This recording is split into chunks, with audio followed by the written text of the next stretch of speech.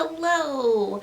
Welcome back or welcome to my channel. Today, instead of chatting about how incredibly awful my pandemic root growth is, we're gonna chat about my TBR for the Asian Readathon, which takes place May 1st through May 31st.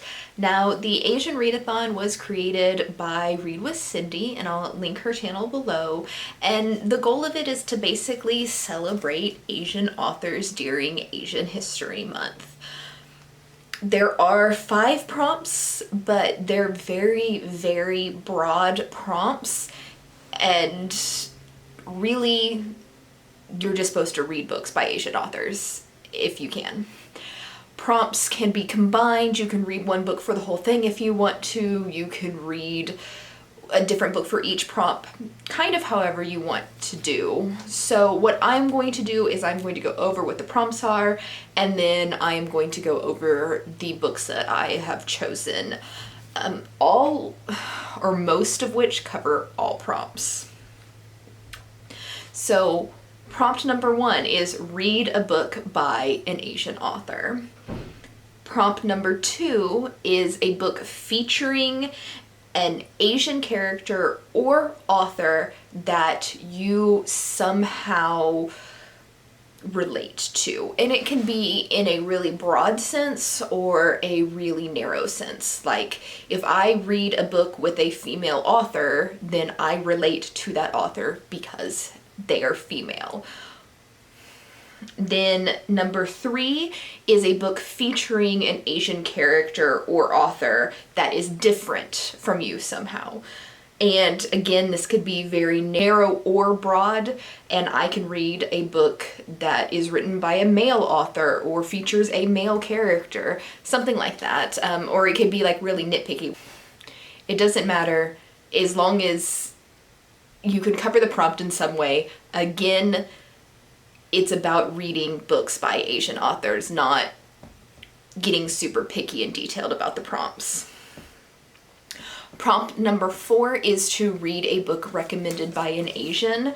And for that prompt, which we'll get to in a minute, the book I chose has been recommended by 2 different Asian YouTubers.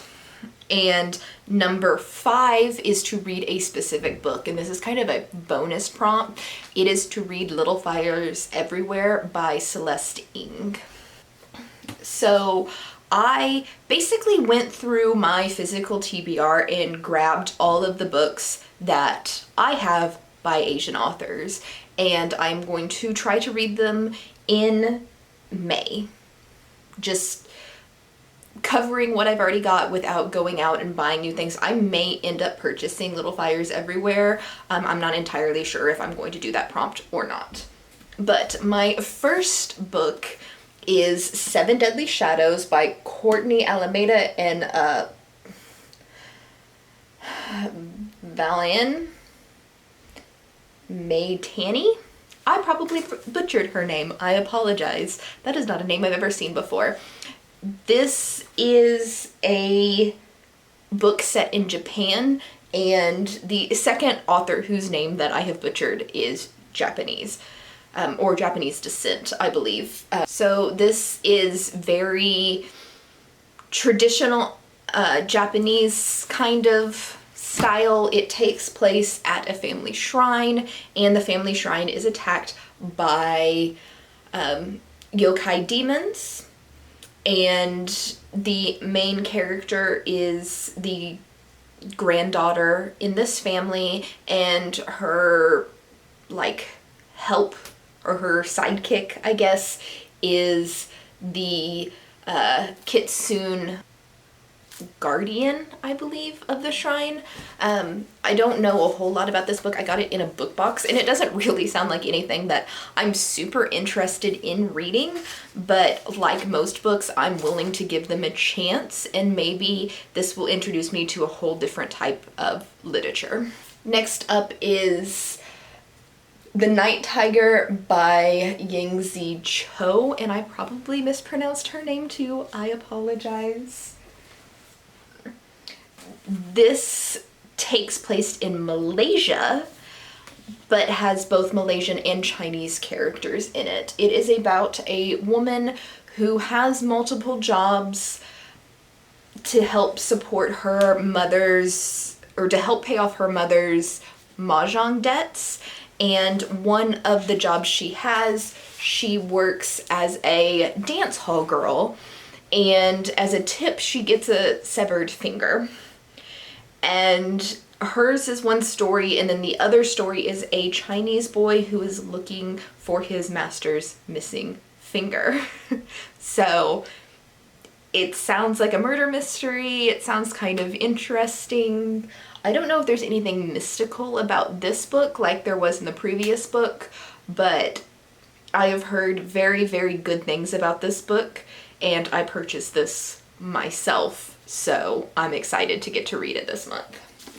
And the final book on the list is Anna K by Jenny Lee, and I got this as part of my Book of the Month Club subscription. This is about a Korean American girl, and it is a retelling of Anna Karenina.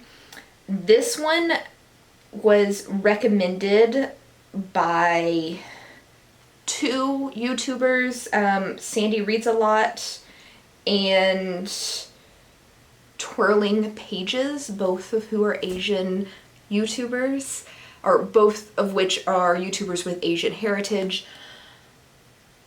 From what I understand is this isn't like an amazing classic literary masterpiece.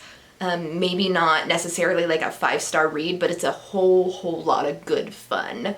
And if you're just looking for a cutesy little love story, that's what both of those YouTubers recommended this as. So I'm kind of excited. I like the story of Anna Karenina, and I am interested in a modern retake that has nothing to do, or like a modern retelling of it that has absolutely nothing to do with Russia, where the original book takes place.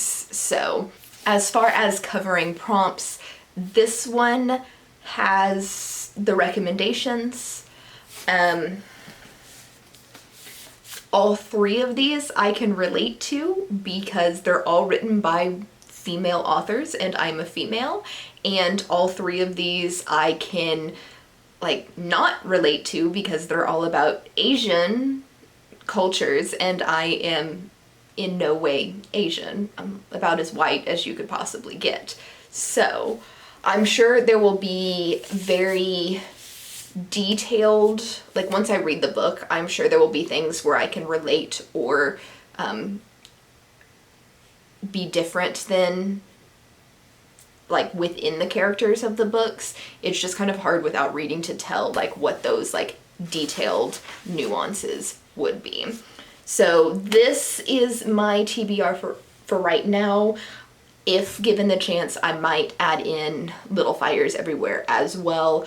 I do have it on hold, or like as requested as an ebook from the library. I just don't know if it'll come in time. It had a pretty long hold time on it. So that's my TBR. Let me know if you are participating in the Asian Readathon this month, and if you are, what is the most interesting book that you are reading this month?